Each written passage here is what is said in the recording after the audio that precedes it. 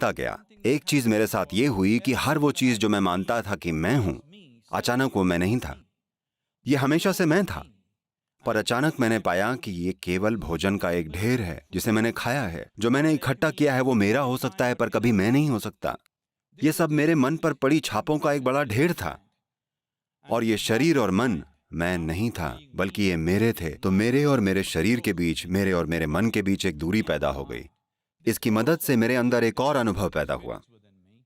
अचानक समय और स्थान के इक्वेशन मुझ पर लागू नहीं हो रहे थे। मैं देख पा रहा था कि जो वहां है वो यहां है, और जो यहां है वही वहां है। भूत, वर्तमान और भविष्य आपस में मिल गए थे। ये एक भव्य उथल पुथल थी, पर बेहद खूबसूरत थी। तो मेरा शक्की मन इसे समझ नहीं पा रहा था। तो मैंने क्या किया कि एक्सपेरिमेंट करने शुरू कर दिए।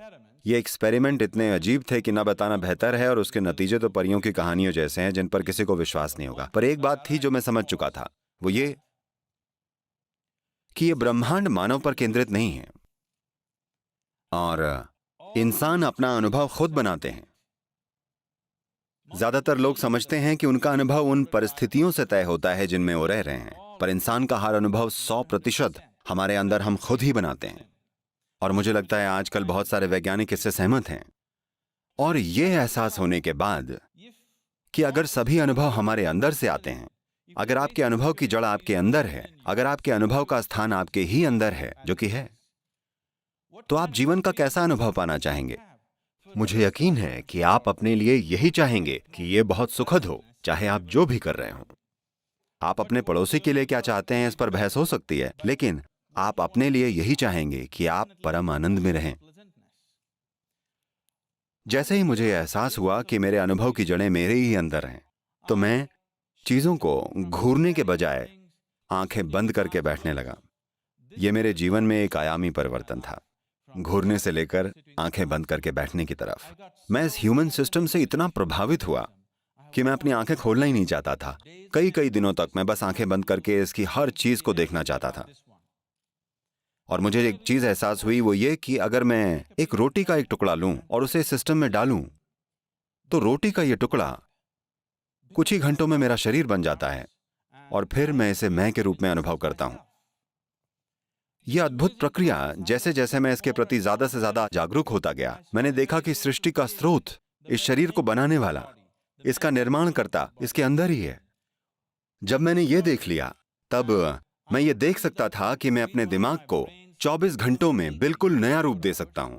Changing myself beyond social upbringing, family situations. मैं खुद को सामाजिक परवरिश, पारिवारिक परिस्थितियों, यहां तक कि अपने अंदर के जेनेटिक गुणों के भी परे ले जा सकता हूं। मैं देख रहा था कि मैं अपनी हर चीज बदल सकता हूं, और 24 घंटों में मैं एक बिल्कुल अलग व्यक्ति बन सकता हूं। अगले 24 घंटों में फिर से एक अलग व्यक्ति हो सकता हूं। मैं एक सचेत स्किज़ोफ्रेनिक की तरह था जो अलग अलग चीजें आजमा रहा था। एक दिन की बात है, मैंने फील्ड हॉकी के एक खेल में मेरे बाएं टखने फ्रैक्चर कर लिए, और मैं एक जगह जाकर बैठ गया। मुझे बहुत ज्यादा दर्द हो रहा था, और तब तक मैं दमे का एक पुराना रोगी बन चुका था, और मुझे अस्थमा का बहुत गंभीर दौरा पड़ा, और वो दर्द और साथ में सांस न ले पाने में बहुत परेशानी हो रही थी। उस समय मुझे लगा कि अगर इस शरीर को बनाने वाला इसके अंदर है, तो ऐसा क्यों है कि मैं इसे अंदर से ठीक नहीं कर सकता? और मैं एक दृढ़ संकल्प के साथ बैठ गया, अगर ये सच है तो ये अपने आप ठीक हो जाना चाहिए, नहीं तो मैं बिल्कुल गलत मार्ग पर हूं।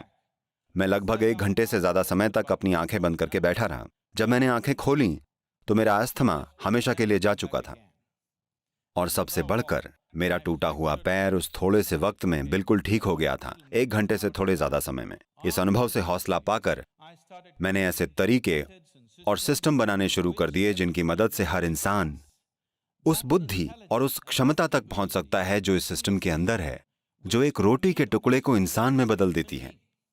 This intelligence and this ये बुद्धि और इंसानी सिस्टम की ये क्षमता, जो केवल विचार प्रक्रिया तक सीमित नहीं है, ये हर इंसान में मौजूद है, पर दुर्भाग्य से इसका इस्तेमाल नहीं हो पाता। और मैं ऐसे सिस्टम बनाने लगा जिसका लोग आज इस्तेमाल कर सकें। भीतरी खुशहाली की इन तकनीकों और तरीकों की मदद से आप अपने भीतरी आयाम को मनचाहा रूप दे सकें। लाखों लोग आज इसका इस्तेमाल कर रहे हैं और इसके लाभ का आनंद ले रहे हैं। पर इसका महत्वपूर्ण पहलू यह है कि इतने ऊंचे स्तर की बुद्धि और क्षमता शरीर के हर मिलीमीटर में, शरीर के हर बिंदु में मौजूद है, न कि सिर्फ विचार प्रक्रिया में। मानव समाजों ने इसका इस्तेमाल बिल्कुल भी नहीं किया है। ऐसा करने के तरीके हैं, और जब मैं इस प्रक्रिया से गुजरा तो मैंने देखा वो कौन सी चीज है जो तय करती है कि क्या मैं हूं और क्या मैं नहीं हूं। मैं रोटी का एक टुकड़ा लेकर उसे खुद में बदलने में सक्षम हूं। अगर मैं शरीर को देखता हूं तो मुझे ये बस इस धरती का उधार लिया हुआ एक टुकड़ा लगता है, पर ये और वो अलग क्यों है?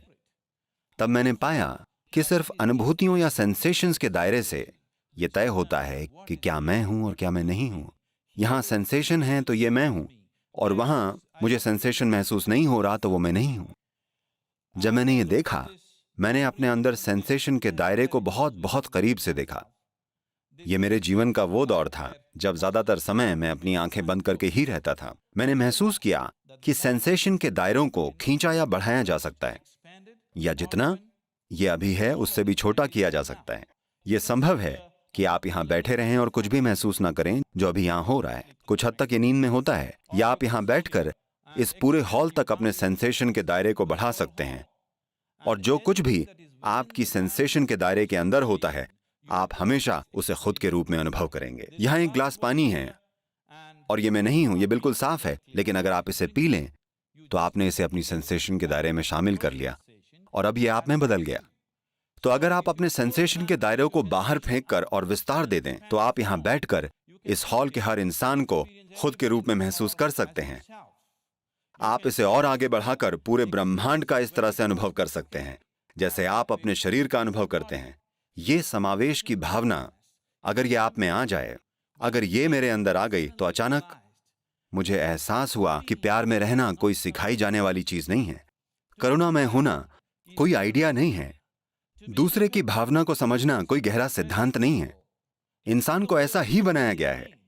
अगर वो सीमित चीजों से जो कि वो नहीं है अपनी पहचान जोड़कर अपनी चेतना को सीमित न कर दे, तो अगर आप ऐसी चीजों से अपनी पहचान न जोड़ें जिन्हें आपने समय के साथ इकट्ठा किया है, जिसमें आपका शरीर और मन भी शामिल है, तो हर इंसान इसमें सक्षम है। अगर बाहरी परिस्थितियों की बात हो तो हम सब अलग अलग सामर्थ्य रखते हैं, पर भीतरी परिस्थितियों के मामले में हम सभी की काबिलियत समान है। जब भीतरी दुनिया की बात आती है तो कोई भी इंसान किसी दूसरे से ज्यादा काबिल नहीं होता। सिर्फ बाहरी परिस्थितियों में ही हम सभी की काबिलियत अलग अलग होती है। अगर ये समावेश की भावना मानव जीवन में आ जाए, अगर आप यहां बैठकर अपने आसपास के लोगों को खुद के रूप में अनुभव कर पाएं, तो मुझे नहीं लगता कि मुझे आपको कोई अच्छाई सिखानी पड़ेगी। मुझे नहीं लगता कि मुझे आपको प्रेम सिखाना पड़ेगा। मुझे नहीं लगता कि आपको मुझे परवाह करना सिखाना पड़ेगा, क्योंकि इसकी देखभाल करना बहुत ही स्वाभाविक है। यह अस्तित्व की प्रकृति में बहुत गहराई से समाया हुआ है। तो ये बहुत जरूरी है कि ये समावेश की भावना मानवता को छुए। तो यही मेरा जीवन, मेरा काम और मेरा प्रयास बन गया, ऐसे तरीके विकसित करना जिनसे लोग इस समावेश का अनुभव कर सकें। If this inclusiveness is experienced by humanity, particularly by the leadership, people अगर मानवता इस इंक्लूसिवनेस का अनुभव करती है, विशेष रूप से लीडर्स, यानी जिनके पास पावर है, दुनिया में कई तरह की जिम्मेदारियां हैं, तो निश्चित रूप से हम हर चीज का समाधान ढूंढ सकते हैं। क्योंकि आज हम लोगों की एक पीढ़ी के रूप में ये बहुत महत्वपूर्ण है, क्योंकि पहली बार इस धरती पर हम हर इंसानी समस्या को सुलझाने में सक्षम हैं। पोषण, स्वास्थ्य, शिक्षा, पर्यावरण, आप चाहे जो कहें, हम सबको बदलने में सक्षम हैं। पहली बार हमारे पास जरूरी संसाधन हैं, क्षमता हैं और तकनीकें हैं। पर क्या हम इसे करेंगे? ये बस इस बात से तय होगा कि हमारे जीवन का अनुभव कितना समावेशी है। अगर आप यहाँ खड़े होकर इस धरती को खुद के रूप में अनुभव करें तो मुझे नहीं लगता कि आपको ये बताना पड़ेगा कि इसका ख्याल रखें। हर इंसान अपनी पूरी क्षमता से इसे करेगा। लेकिन अगर हमारे अंदर ये इंक्लूसिवनेस नहीं होगी तो हम जो कर सकते हैं वो नहीं करेंगे। अपने जीवन में अगर हम वो नहीं करते जो हम नहीं कर सकते तो कोई समस्या नहीं है, पर अगर हम वो नहीं करते जो हम कर सकते हैं तो हम एक ट्रेजेडी हैं। my hope and my work is just to see मेरी आशा और मेरा काम बस ये देखना है कि हमारी पीढ़ी के लोग ऐसी ट्रेजेडी न बने। यानी हम जो कर सकते हैं वो हम जरूर करें, और इस वक्त हम जो कर सकते हैं वो 100 साल पहले की क्षमताओं की तुलना में बहुत जबरदस्त रूप से अलग है, बहुत जबरदस्त रूप से अलग। पर जिस चीज की कमी है वो है एक समावेशी चेतना, जीवन का एक समावेशी अनुभव। अगर हम इसे लीडरशिप में और लोगों में लेकर आते हैं सिर्फ तभी हम ऐसे समाधान खोज पाएंगे जो सभी के लिए मायने रखेंगे। नहीं तो हम बस यही करते रहेंगे, समाधान के नाम पर हम ज्यादा से ज्यादा समस्याएं खड़ी करते रहेंगे। अगर हम सच में ऐसे समाधान चाहते हैं जो सभी के लिए मायने रखें, तो मानवता को पूर्ण समावेश का अनुभव होना जरूरी है, और ये संभव है। बहुत बहुत धन्यवाद।